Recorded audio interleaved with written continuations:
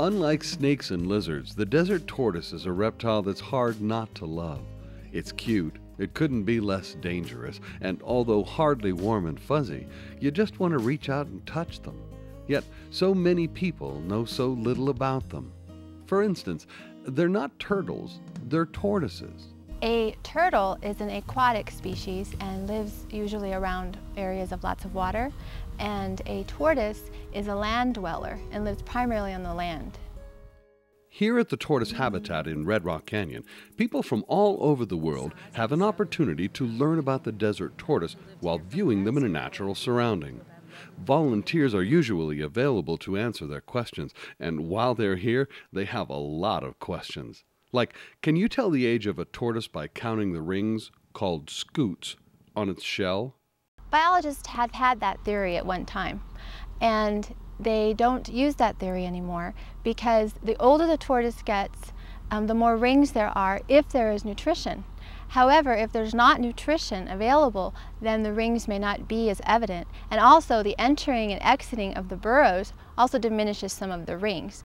Okay, so it's going to take a scientist to figure out the age of this tortoise, but surely there's a way that we lay people can tell the difference between a male and a female tortoise. Here's a tortoise's shell. It's composed of bone and of two parts. The upper portion of the tortoise's shell is called the carapace. The lower portion of the tortoise's shell is called the plastron. As you can see, in this male tortoise, the plastron is concave. It is curved inward, whereas in the female tortoise, the plastron is flat. There is no curvature. Why does the male have this concave area? That is for mounting purposes. For breeding? For breeding, yes. Oh, all right, very good. And notice the chin glands on the males, they're definitely enlarged. And males have a larger gular horn, and it's upturned and elongated. Whereas females usually have a short gular horn, and it's straight. What is the gular horn? Does it serve a particular purpose? Yes, it does. The gular horn is used for fighting purposes. What happens is they lock their gular horns together and they have a pushing contest.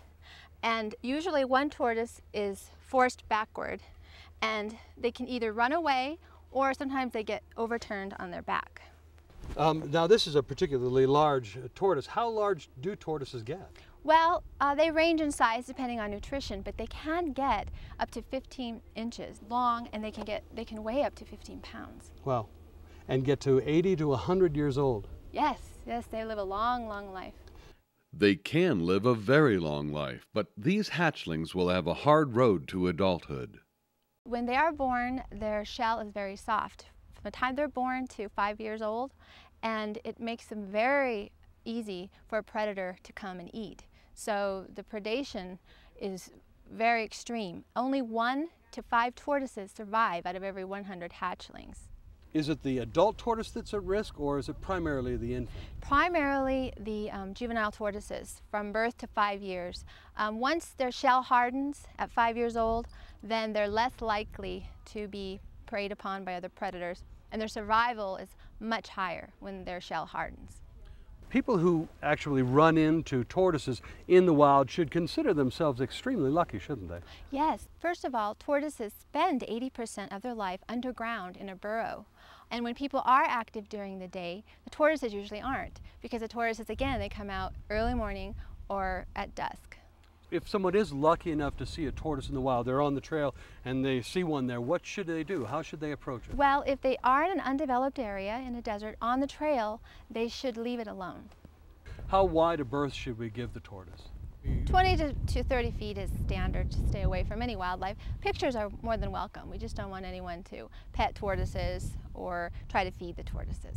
And I think that's a good point. Something you probably ought to stress is that, and stress is a good word, one of the reasons you don't want to bother to go over and pet the tortoise, even though they are kind of cute for a reptile. Yes, anyway, the fact is that it will stress them, and stress is not good for a tortoise.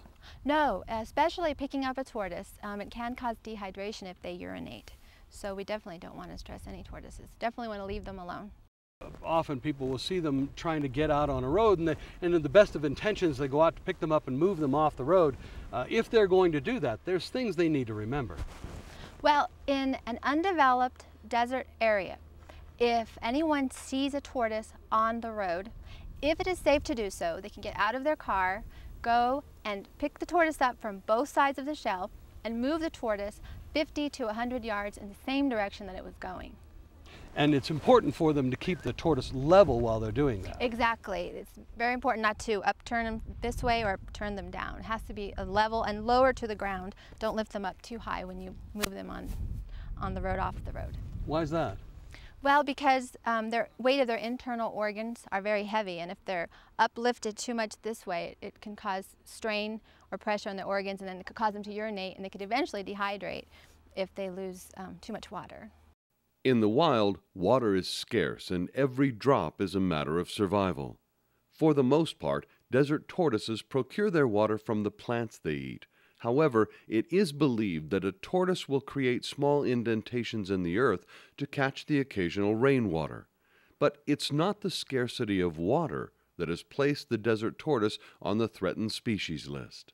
Well, tortoises are threatened for a number of reasons. Habitat loss is one of the reasons. The upper respiratory tract disease is another reason. Also, there's many people who visit the desert, and sometimes that could result in littering, or it could result in destruction of their burrows. There are those people who will find a tortoise attractive and might want to, have a tortoise as a pet. Taking a wild tortoise home is not a good idea, but are there options? Oh, yes, there is. You can adopt a tortoise if you wish. If you're a resident of Nevada, and if you have certain specifications as far as your habitat in your yard, all you have to do is call that number, 383-TORT, and talk to them, and they'll give you information about adopting a tortoise. Or you can go on www.mojavemax.com and find out more about the tortoises there too.